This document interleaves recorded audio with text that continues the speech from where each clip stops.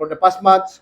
So, merong product na sinasabi nila na hindi ito rehistrado at they cannot assure the quality and the safety of these medicines. So, through cyber patrolling ng ating field units, they were able to locate this individual engaged in online selling. So that's why they engaged them, and of course, they coordinated with the FDA for about this product.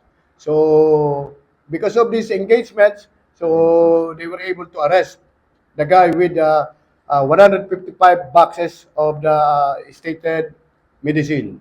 So as of now, nakakulong po ito at na-inquest na ito. So ngayon ay nasa disposition ng ating court na ang kaso. Shillington ang pangalan ng gamot at ang sabi ito ay good for the kidney, pang cleansing daw sa kidney.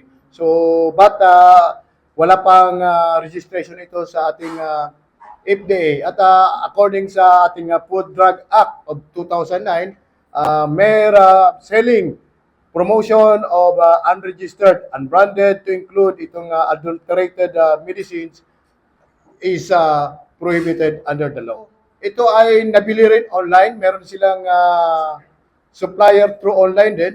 So, binibili nila ito ng 100 per box at ito ay dinidistribute niya rin for selling at about 200 pesos din.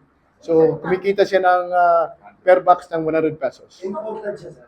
So, actually, ang box niya ay from China. Hindi siya aware na ito ay registered sa FDA. So, but of course, alam niyo naman, ignorance of the law excuses the one.